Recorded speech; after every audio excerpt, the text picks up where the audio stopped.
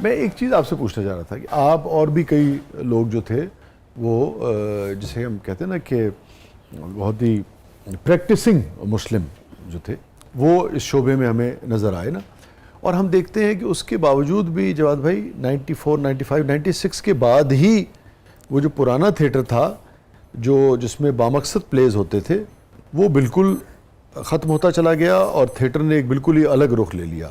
آپ لوگوں کے ہونے کے باوجود بھی اس کو کیسے دیکھتے ہیں آپ؟ وزیر جاگم صاحب، بابا اسٹیج اور اس قسم کے بہت سے بڑے، عطر خان جیدی صاحب، خالبہ ڈار صاحب، جمیل بسمی صاحب، بہت یونیک لوگ تھے اور بڑا صاف ستھرا. میں کہتا ہوں جی یونیک، یعنی کہ یقین کریں شاہ جی کہ جب ڈرامہ ختم ہوتا رات کو تو اداس ہو جاتے تھے.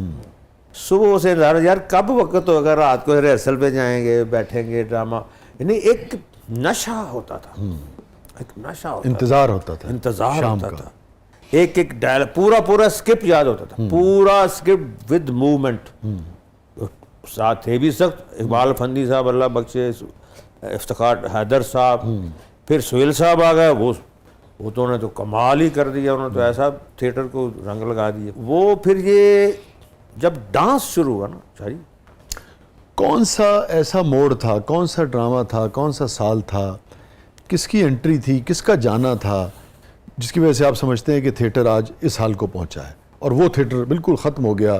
میں تو کہتا ہوں دفنی ہو گیا جو پہلے 96 میں نے عرض کی نا کہ وہ میں نام تو کسی کا لینا نہیں، کوئی نہیں، سارے وہ ٹھیک ہے نہیں نام نہ لیں مگر کوئی خاص. وہی جب پہلے ہوا تھا ڈانس مست نائٹ شروع ہوئی تھی، مست نائٹس. یہ 96 سے ہوا، 97 سے ہوا؟ نہیں 2001 یہ تو 2001 سے، 2000 اس سے پہلے بالکل نو بالکل نہیں. تو وہ مست نائٹس جو تھیں ڈانس کی، ان میں ایک دن کی آمدنی 15 لاکھ 20 لاکھ 25 لاکھ شروع ہو گئی. جی جی. اب ایک آدمی کو 20 لاکھ آ رہا ہے، 25 لاکھ آ رہا ہے، اور وہ تھیٹر پہ جب کام، وہی لوگ تھے جو ڈرامہ کراتے تھے. اس سے پہلے بالکل ڈانس نہیں ہوتا تھا. نو. تو جب وہ روز کا 20 25 لاکھ 30 لاکھ تک 40 لاکھ تک بات چلی گئی تو پروڈیوسر نے کہا یار یہ تو روز ڈرامے میں ڈال دو. پھر اچھا یوں ہوا. سہیل احمد صاحب نے بڑا احتجاج کیا. پھر ڈرامہ ہوا امراؤ جان ادا، اس میں کراؤن آرم، اس میں پہلی دفعہ سہیل احمد صاحب اور ہم سارے ان کے درمیان ڈانس ہوا. تو میں نے ایسے کر کے سہیل صاحب کو دیکھا، میں اس میں نشئی بنا ہوا تھا، میں نے ایسے کر کے تو ان کی آنکھوں سے تاثر تاڑ تاڑ تاڑ تاڑ، باقاعدہ آنسو تھے. میں نے آنکھوں سے دیکھا، میں نے کہا ایسا کہ میں فیل ہو گیا، ناکام ہو گیا. اور اس وقت سہیل صاحب کے بہت خلاف بھی ہو گئے تھے نا کچھ لوگ جو ظاہر ہونا ہی. تو پھر وہ جو ان کے آنسو تھے مجھے یاد ہے کہ یار میں وہ نہیں وہ میں ناکام ہو گیا یا میں کامیاب روک نہیں سکا یا جو بھی. اور اس واقعے کے بعد، اس شام کے بعد، اس انسیڈنٹ کے بعد سہیل صاحب سے آپ کی کوئی بات ہوئی اسی وقت؟ نہیں، میں تو کیا آپس میں کوئی بات نہیں ہوئی؟ میں نے کیا بات کر، بس آپ نے دیکھا یہ دیکھا، میں نے اس اسٹیج کے اوپر دیکھا. تو میں نے کہا کتنے دکھی ہو گئے کہ پھر آہستہ آہستہ ہونا ہی تھا نا.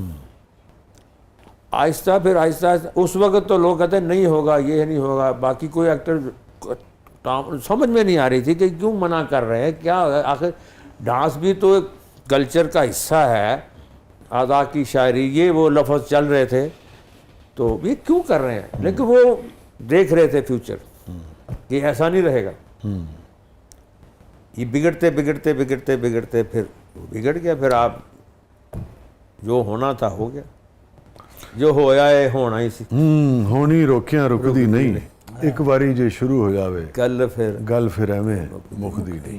پھر کچھ اونج بھی راواں اوکھیاں سن، کچھ گل وچ غم دا توق بھی سی، کچھ شہر دے لوگ بھی ظالم سن، کچھ سانو مرن دا شوق بھی سی. اسٹے ود اس ناظرین، کہیں نہیں جائیے گا.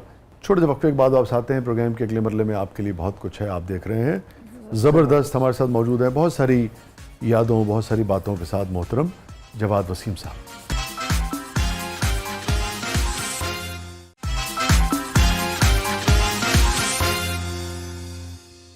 ویلکم بیک ناظرین. زبردست میں ایک بار پھر خوش آمدید. اور رضا صاحبہ کیا ہے پروگرام کے اس مرحلے میں؟ سر اب ہمارا سیگمنٹ ہے زبردست پبلک سب جانتی ہے، تو آئیے دیکھتے ہیں پبلک آپ سے کیا جاننا چاہتی ہے. جی جواد.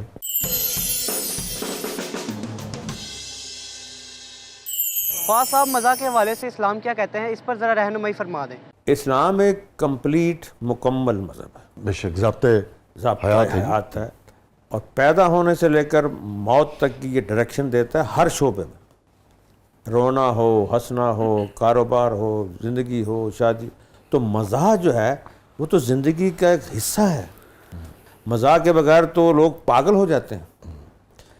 تو بلکہ میں ایک دفعہ میو ہاسپٹل میں جا رہا تھا تو ایک ڈاکٹر صاحب نے مجھے روکا، وہ کارڈیالوجی کے ڈاکٹر تھے، کہتے ہیں یار آپ کے میں دکھاتا ہوں ڈرامے جو میرے مریضوں کو تو ان کی وینز کھل جاتی، ہنس کے نا کھل جاتی۔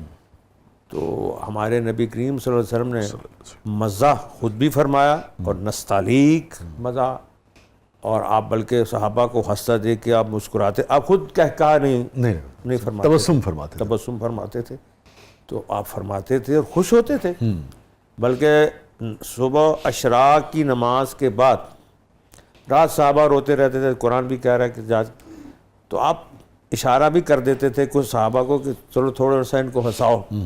ایک صحابی تھے حذیفہ رضی اللہ عنہ اور نعمان رضی اللہ عنہ، تو ہنسنا ہنسانا مذاق نہیں، کسی کی دل شکنی تمسخر نہیں اڑانا، کسی کا نام نہیں رکھنا، کسی کا دل آزاری نہیں کرنی، دل شکنی نہیں کرنی، وہ نہیں۔ مزاح تو بڑا لطیف ایک ہمارے اسلام کا حصہ ہے، بلکہ ہماری امی جان عائشہ صدیقہ رضی اللہ فرماتی ہیں مجھے وہ دن یاد نہیں جس دن حضور صلی اللہ علیہ وسلم گھر میں تشریف لائے اور مسکرا نہ رہے۔ سبحان اللہ۔ یہ جو ابھی آپ نے بات کی، یہ بڑی اہم بات کی آپ نے۔ کیا وجہ ہے کہ ہمارے مشاہدے میں آیا ہے کہ لوگ بڑی شگفتگی رکھتے ہیں اپنے مزاج میں، دوست احباب کے ساتھ، دیگر بھی جو ان کی زندگی کے پہلو ہیں، مگر جہاں سے آپ نے جو بات کی بالکل اس کے الٹ ہم دیکھتے ہیں کہ دا مومنٹ وہ اپنے گھر میں داخل ہوتے ہیں ایک دم سے لگتا ہے کہ بالکل سارے جہان کا غم اور دکھ جو ہے وہ ان کے چہرے پہ۔ اس کی کیا وجہ ہے؟ اس کی دونوں وجہ، ایک تو جو ہماری بہنیں ہوتی ہیں وہ سر بن نہیں ہے نا، ساڈا پیو آؤں جی کنی دیر رہ گئی ہے، یہ 10 منٹ لیا میرا دوپٹہ، وہی بہ جاتی ہیں تو وہ بھی اگوں تھکے ہوئے سرکار آ جاندے نے۔ حالانکہ دونوں طرف سے ہونا چاہیے۔ ہاں پھر وہ پوری بات بتا دوں پھر، جو ایک تو یہ ہو گئی مسکراتے ہوئے تشریف لاتے تھے، پھر عائشہ رضی اللہ عنہ نے فرمایا کہ مجھے وہ دن بھی یاد نہیں جس نے سیدہ فاطمہ سلام اللہ علیہ گھر میں تشریف لائی ہوں، تو نبی کریم صلی اللہ علیہ وسلم نے کھڑے ہو کر آگے بڑھ کر مسکرا کر استقبال نہ کیا، اور پھر یوں چادر مبارک اپنی بچھا دیتے، چادر چارپائی پھر کملی شریف بچھاتے، پھر بٹھاتے، پھر کہتے، یعنی ایسے یوں کر کے لے کے آتے، ایسے گھر میں پتہ چلتا کہ کوئی شہزادی آئی ہے، صاحبزادی تشریف لائی ہے۔ پھر حضرت علی بولے رضی اللہ تعالیٰ، ان کا مجھے وہ دن یاد نہیں جس دن میں گھر میں گیا ہوں اور سیدہ سلام اللہ کھڑے ہو کر مسکرا کر آگے بڑھ کر استقبال نہ کیا۔ ایک دن شاید یہ میں نے اپنی بیوی کو باتیں بتائی جو آپ کو شیئر کی ہیں، تو کچھ دن بعد میں رات کو آیا تو میری بیوی نا کھڑی ہو کر آگے بڑھ کر مسکرا کر اس نے استقبال کیا، تو میں نے کہا سچ سچ بتاؤ یہ سجدہ کی سنت ادا کی؟ سبحان اللہ۔ تو کہنے لگے جی بالکل۔ تو ایسی وہ طرز زندگی ہمیں دے کر گئے ہیں وہ گھرانہ، میں کہا کرتا ہوں کہ تربیت دینے والے محمد مصطفیٰ ہوں صلی اللہ علیہ وسلم، تربیت لینے والی زہرا ہوں، تو پھر میدان کربلا ہو، تو پتہ چلے گا نا بھی یہ کیا، اس پورا سسٹم ہے، ایک نظام ہے تربیت کا، محبتوں کا، ایک ایجوکیشن کا، یہ ساری چیز کی ساری ایجوکیشن ہے۔